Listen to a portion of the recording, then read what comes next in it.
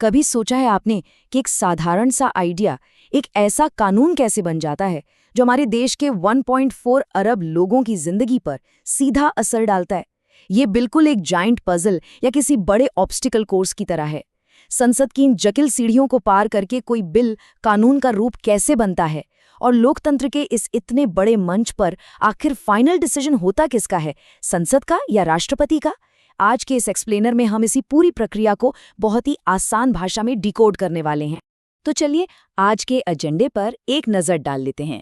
इस पूरे life cycle को समझने के लिए हम पहले बिलों के प्रकार देखेंगे, फिर उनकी विधायी यात्रा, सदनों के बीच के गतिरोध या डेडलॉक को तोड़ने के तरीके, मनी बिल्स के कुछ बहुत ही खास नियम, राष्ट्रपति का अंतिम फैसला और लास्ट में जानेंगे कि कानूनों को निरस्त कैसे किया जाता है।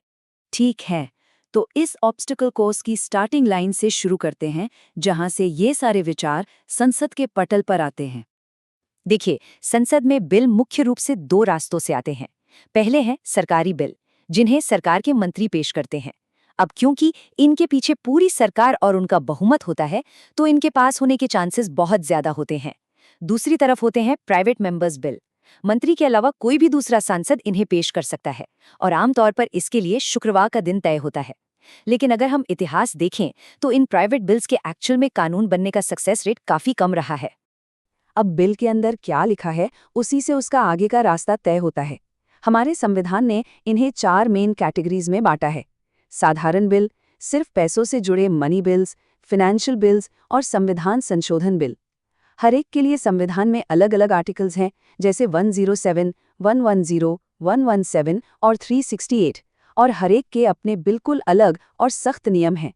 अब हम इस लाइफ साइकिल के सबसे चैलेंजिंग फेज में एंटर कर रहे हैं, संसद के सदनों की ये असल बाधा दौड़। कानून बनने से पहले हर बिल को अपने ओरिजिनेटिंग हाउस में 3 राउंड्स या रीडिंग से गुजरना ही पड़ता है। फर्स्ट रीडिंग तो बस एक इंट्रोडक्शन है, जहां बिल पेश होता है। लेकिन सेकेंड रीडिंग, ये सबसे इंटेंस फेज होता है। यहीं पर असली बहस होती है, कमेटियां इसकी जांच करती हैं और बिल के एक एक क्लॉज का पूरा पोस्टमार्टम होता है। इसके बाद आती है थर्ड रीडिंग, जहां बिल के फाइनल ड्राफ्ट पर वोटिंग होती है कि इसे पास किया जाए या नहीं। और ये पार्लियामेंट्री स्क्रूटनी असल में कितनी गहराई से होती है, वो इस डेटा से एकदम क्लियर हो जाता है। पब्लिक अकाउंट्स कमेटी और स्टैंडिंग कमेटियां बिलों का बहुत ही डीप एनालिसिस करके अपने अहम सुझाव देती हैं। हालांकि अगर हम रीसेंट ट्रेंड्स को देखें, तो एक बात सामने आती है कि आजकल बहुत से कॉम्प्लेक्स बिल्स को भी इन कमेटियों के पास कम रेफर किया जा रहा है। पर जरा सोचिए, क्या हो अगर एक बिल को लेकर लोकसभा और राज्यसभा के बीच पूरी तरह से ठन जाए, दोनों बिल्कुल ही असहमत हों। ऐसी डेडलॉक को तोड़ने के लिए संविधान के आर्टिकल 108 में एक बहुत ही जबरदस्त मैकेनिज्म है, जॉइंट सेटिंग, यानी दोनों सदनों की संयुक्त बैठक। ये तब बुलाई जाती है जब एक सदन बिल पास कर दे और दूसरा उसे रिजेक्ट कर दे, या संशोधनों पर बात ना बने, या फिर बिल 6 महीने से ज्यादा अटक जाए। ऐसे में राष्ट्रपति दोनों सदनों को एक साथ बुलाते हैं। इस बैठक को लोकसभा अध्यक्ष प्रिसाइड करते हैं, और जो भी फैसला होता है वो वहां मौजूद सदस्यों की सिंपल मेजॉरिटी से तय हो जाता है। लेकिन आपको हैरानी होगी ये जानकर कि हमारे देश में ऐसा होना बेहद रेयर है। 1950 से लेके आज तक किसी साधारण बिल को पास कराने के लिए जॉइंट सिटिंग का सक्सेसफुल इस्तेमाल सिर्फ और सिर्फ 3 बार हुआ है। जी हाँ, सिर्फ 3 बार। 1960 में दहेज निषेध बिल, 1977 में banking service commission repeal bill और 2002 में प्रिवेंशन ऑफ टेररिज्म बिल के लिए। चलिए अब इस पूरी प्रोसेस के एक बहुत ही फैसिनेटिंग एक्सेप्शन की तरफ बढ़ते हैं, मनी बिल्स, जो आते हैं आर्टिकल 110 के अंडर। जब बात देश के खजाने की आती है ना, तो पावर पूरी तरह से लोकसभा की तरफ झुकी होती है। मनी बिल सिर्फ और सिर्फ लोकसभा में ही पेश किया जा सकता है, और कोई बिल मनी बिल है या नहीं, इसका अल्टीमेट सर्टिफिकेशन लोकसभा स्पीकर ही देते हैं। राज्यसभा के पास यहाँ ज्यादा पावर नहीं है। उनके पास सिर्फ 14 दिन की एक सख्त लिमिट होती है। वो बिल में सिर्फ सिफारिशें कर सकते हैं, उसे रोक या बदल नहीं सकते। अगर 14 दिन निकल गए तो बिल को दोनों सदनों से अपने आप पास मान लिया जाता है। संसद के दोनों सदनों की ये सारी बाधाएं पार करने के बाद बिल अपने फाइनल हर्डल पर पहुंचता है, भारत के राष्ट्रपति की डेस्क पर। आर्टिकल 111 के तहत किसी भी साधारण बिल को लेकर राष्ट्रपति के पास 3 क्लियर ऑप्शंस होते हैं। पहला, वो अपनी सहमति दे दें और बिल तुरंत एक ऑफिशियल एक्ट बन जाए। दूसरा, वो अपनी सहमति रोक लें। और तीसरा ऑप्शन है कि वो बिल को वापस संसद के पास पुनर्विचार के लिए भेज दें। लेकिन इसमें एक कैच है, अगर संसद उस बिल को दोबारा पास करके राष्ट्रपति के पास भेज देती है तो इस बार उन्हें अपनी सहमति देनी ही पड़ती है। तो एक बात यहाँ बिल्कुल साफ है, राष्ट्रपति सिर्फ एक रबर स्टैंप नहीं है, उनके पास बहुत ही स्पेसिफिक वीटो पावर्स होती हैं जो एक अल्टीमेट कॉन्स्टिट्यूशनल चेक का काम करती हैं।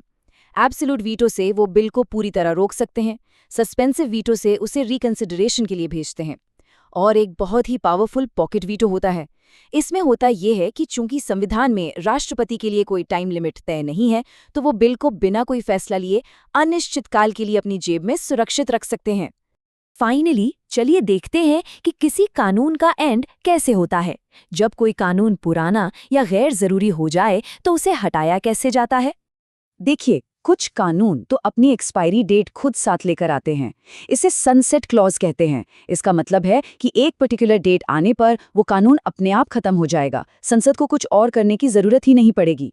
जैसे कि मशहूर टाडा कानून जो 1995 में अपने सनसेट क्लॉज की वजह से खुद ब खुद लैप्स हो गया था। लेकिन जिन कानूनों में ये एक्सपायरी डेट नहीं होती, उन्हें हटाने के लिए संसद को बाकायदा एक रिपीलिंग एक्ट पास करना पड़ता है। और मजे की बात यह है कि किसी कानून को हटाने की प्रोसेस बिल्कुल वैसी ही होती है जैसी उसे बनाने की होती है। अगर हम हाल ही का उदाहरण देखें तो 2021 के विंटर सेशन में तीनों कृषि कानूनों को रद्द करने के लिए संसद ने बिल्कुल इसी रिपीलिंग प्रोसेस का इस्तेमाल किया था।